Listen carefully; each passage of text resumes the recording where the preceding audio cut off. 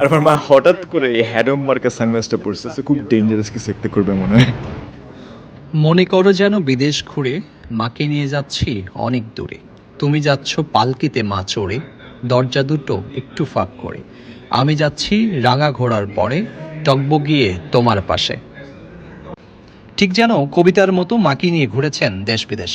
আর সে মাকি এভাবেই বিদায় যেন মানতে পারছে না আন্তর্জাতিক ট্রাভেল ব্লগার নাদির নিবরাস।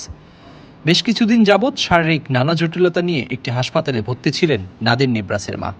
সোমবার ২০ মে হাসপাতালের আইসিইউতে তিনি শেষ নিঃশ্বাস ত্যাগ করেন। এক ফেসবুক পোস্টে নাদির নিজেই বিষয়টি নিশ্চিত করেছেন।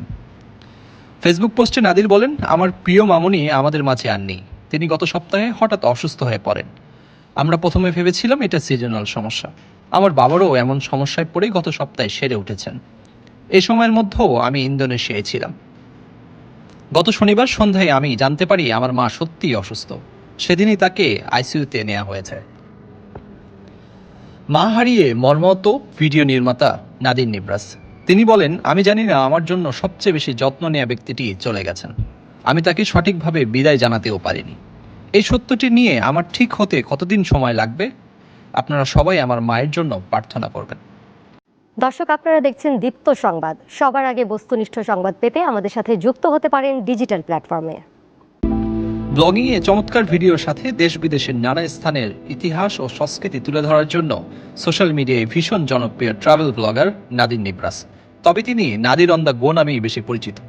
তিনি ব্লগিংয়ের পাশাপাশি কম্পিউটার প্রোগ্রামার হিসেবে কাজ করছেন যুক্তরাষ্ট্রের স্থানীয় একটি প্রতিষ্ঠানে।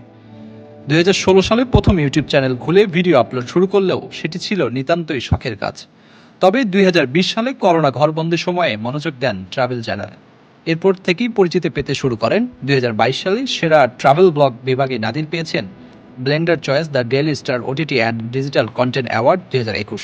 এছাড়াও তার দেশ বিদেশে তার আরও বেশ কিছু অ্যাওয়ার্ড রয়েছে।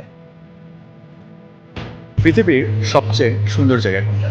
কেউ কেউ বলে সেন্ট্রাল ইউরোপের অ্যালপস, কেউ কেউ বলে আইসল্যান্ড, কেউ বলে ইন্দোনেশিয়ার ১৭,০০০ আইল্যান্ডগুলোর মধ্যে যে কোনো একটা।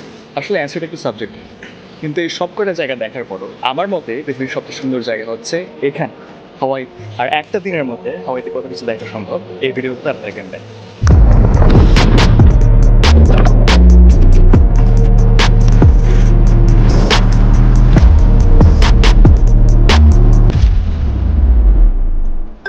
গলি থেকে রাজপথ, দেশ থেকে বিদেশ, শুধু ফুটবল কিংবা ক্রিকেট নয়, বিনোদন জগতের সব খবর একসাথে। চোখ রাখুন দীপ্ত ডিজিটাল প্ল্যাটফর্মে।